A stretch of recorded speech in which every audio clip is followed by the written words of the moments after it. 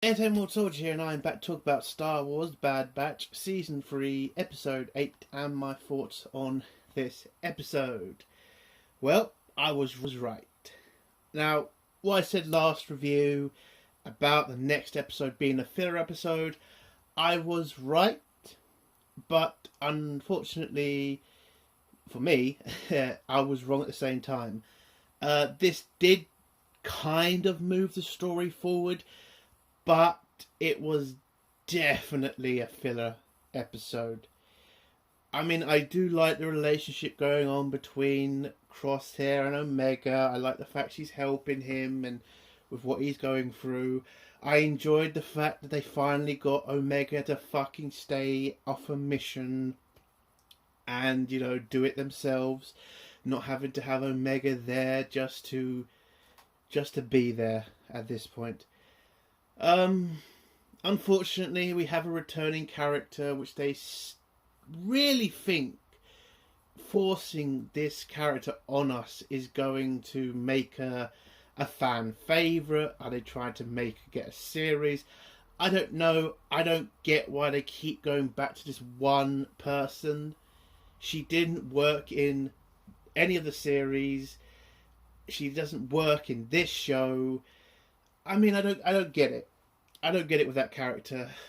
And the story overall, too fast. Barely anything really happens. It's very obvious that this is just an episode to get us to the next episode. It's not something anybody's going to ever really watch again, unless you like the Crosshair story. But other than that, it's a missable episode. And by the way, we all know who is on the end of that communication device. We all know who it is. We've seen the trailers. We know who the other bounty hunter is. And by the way, why is M count so confusing to all these people? Like, I should go to spoilers about that, but I will be mentioning the M count in this review. So overall, was it a terrible episode? I would say yes and no. Yes, it's a terrible episode because it's a filler episode. No, because I did like the scene between Crosshair and Omega. I kind of liked it. If they kind of did that with Omega more and just made her a much more feminine character, not, giving her a pistol, making her go on missions, maybe make her a woman character. Maybe she would grow on me. But other than that, everything else was either obvious or boring. And yeah, there's nothing. Again, this is an episode you're going to watch once and you're never going to watch again. That's just a fact. So what would I give out of 10? A 4 out of 10. I mean, it's not completely terrible, but again, it's just a filler episode that you're just never going to watch again. So let's get to the spoilers now. If you don't want to hear spoilers, leave them 3, 2, 1. So the episode starts off with Omega looking at a communique device, kind of feeling guilty about the fact Rex lost half his squad in the Imperial attack, and Crosshair kind of tells her the same thing, stop looking at the communication device, it won't answer. But then Omega tells Crosshair, but I feel so guilty for what happened to Rex, and I hope they contact me for some reason. Not sure why they'll do that, since you are technically the reason half their squad are dead. But anyway, Wrecker then gets a message from V. At least I think that's her name. It's Black Indiana Jones, basically. That's what a character is. So she contacts them. She's been trying to find out about M count. Now I'm going to go in about the M count stuff. How is M count so mysterious to the clones? How is M count so mysterious to fucking? The Jedi used it a lot of the fucking time. Like, they use it to find other Jedi. You're telling me Omega never heard of this? You're telling me nobody around the galaxy knows about this? Even though the Jedi literally tell people, your son, your daughter, has a high M count. By the way, it's a Mandalorian. it's a midichlorian count. I get they're trying to, sideline midichlorians because of the small backlash that happened in the prequels. It was George Lucas trying to put a kind of sciencey spin on, why Jedi have the Force and why nobody else does, which is kind of understandable. What's not understandable is nobody knowing what M count means. It's pretty fucking stupid. It wasn't like the Jedi hid that information. They told a lot of people about it. Now if V had visited a family or I don't know, but it shouldn't be this difficult to find out midichlorian count. It really shouldn't. They get a message from her. Then she tells them the only person who would ever know this sort of information, apparently, is bounty hunters. So what do you think, and who do you think we're going to go and see in this episode? If you didn't think Fennec, you're an idiot. Because I knew that was just a certainty. She's the only bounty hunter they fucking know. So, yeah.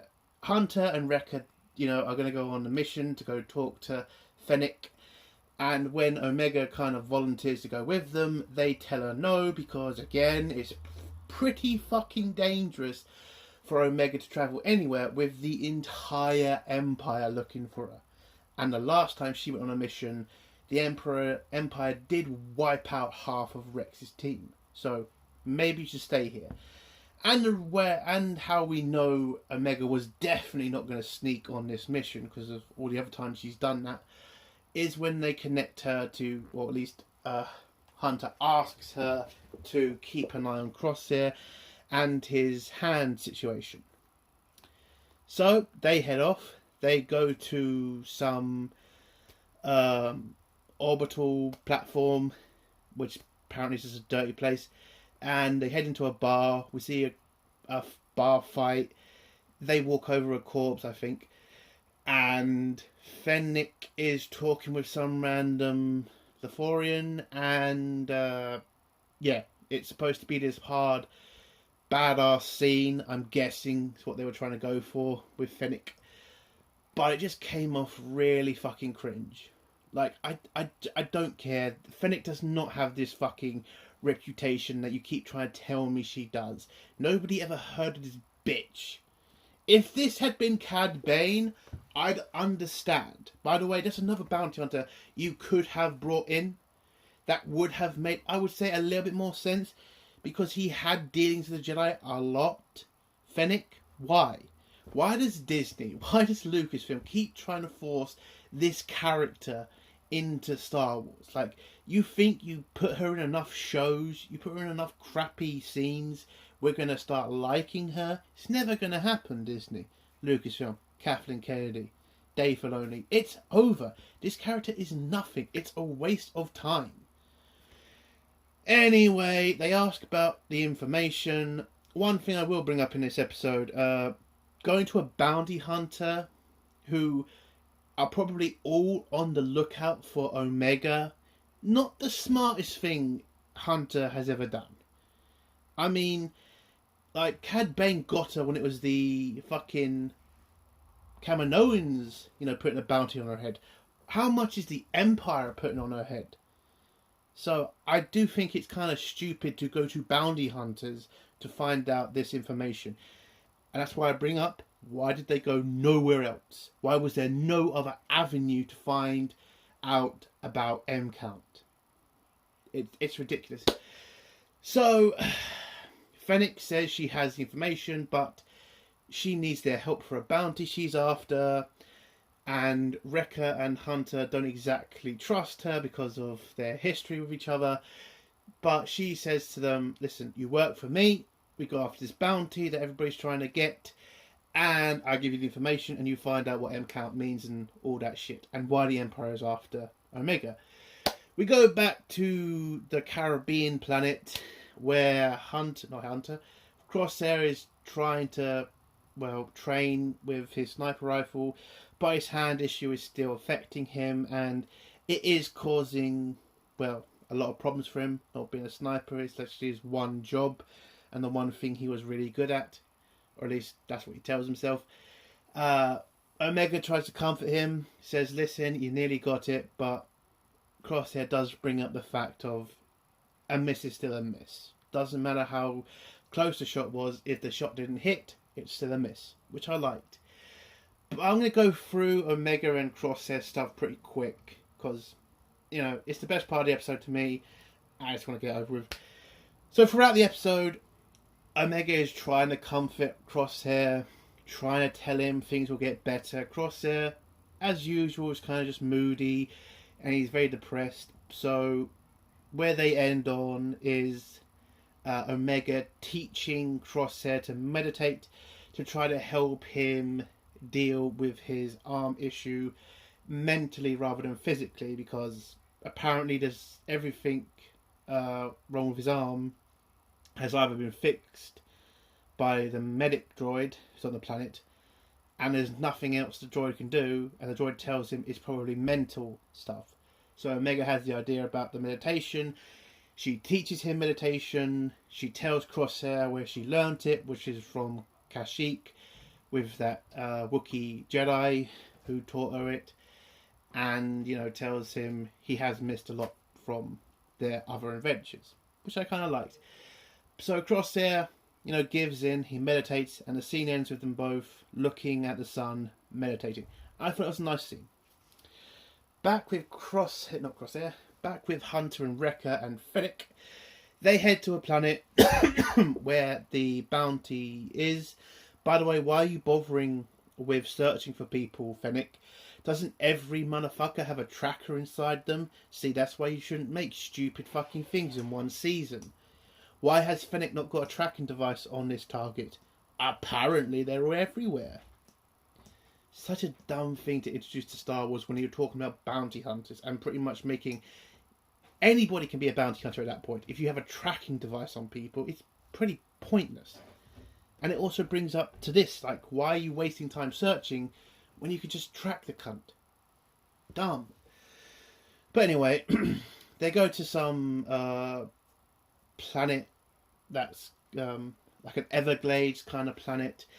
Fennec buys a boat, warns the droids not to give her a shit one, you know, trying to make this character look tough. Really doesn't come off like that. She pays the boat, they jump into it, they race off. Hunter uses his special abilities, because, you know, he has that sensibility, to make sure of any traps or to find the location of the target. Hunter finds a mine under the water, and him and Wrecker go to see if they can, well, see what kind it is. They go have a look. Fennec also brought the fact she would never go into that water because it's too dangerous, and it's supposed to be a funny scene when she says, that's why I'm not going in the water. Fine. So Wrecker and Hunter go underwater. They see that there's a crap ton of mines underneath the water, and they say to Fennec they should find another way to the target, but Fennec says, no, this is a good way. She wouldn't be expecting, or the target wouldn't be expecting them to go through the minefield, so that gives them an advantage. I mean, yeah, probably. I mean, you could have, I don't know. I mean, why didn't you bring jetpacks? Why didn't you bring, like, an aerial vehicle? I get you can't, well, not an aerial vehicle. Why not jetpacks? Like, you wouldn't be seen. You can fly low to the ground, and when you see mines, fly over them. Why are we doing this? Why are you on a boat? It's just dumb. Anyway, they disable the mines. They find the target. They have a fight with the target, and then all three of them just shoot the target and stun him, and the mission's done. The bounty's collected. Fennec drops them off on the platform, where Hunter asks for the information about the M count, and Fennec tells them, I'll have to find out what that means, but give me time. That wasn't the deal between Hunter and Fennec, but Fennec just pretty much tells them, well, that's the deal now. So you have to accept it, and Hunter and Wrecker have to accept that. And Fennec flies off with the bounty. They head back to the Caribbean planet, where we get the last scene, the obvious scene at the end, where Fennec is talking to Ventress and informing her about the Bad Batch, and now Ventress is going to be looking for the Bad Batch and Omega. So, yeah, and that's how the episode ends. I liked the Omega scenes with Crosshair. Everything else, dull, obvious, and boring. This was a filler episode, but at least it's moved the story forward. We haven't just wasted as much time on this episode as could have been. At least next episode we may see Ventress. That will be interesting. It's going to be fun to see how they screw up her story, because she did have a book that came out where she does die in. Kind of a great ending for the character when you find out, she falls in love with a certain person and then is killed. It was a good story. So, how are they going to improve on that story? Doubtful they're going to improve on it, but let's see what they do. So, episode overall, 4 out of 10. It's a filler, but not as much as it could have been. And let's see if they do better next week. If you like this review, give it a like. If you dislike this review, give it a dislike. And if you like my content, do think about subscribing. And if you have a comment, leave it below and I'll try to get back to it. Entertainment World Soldier. Bye.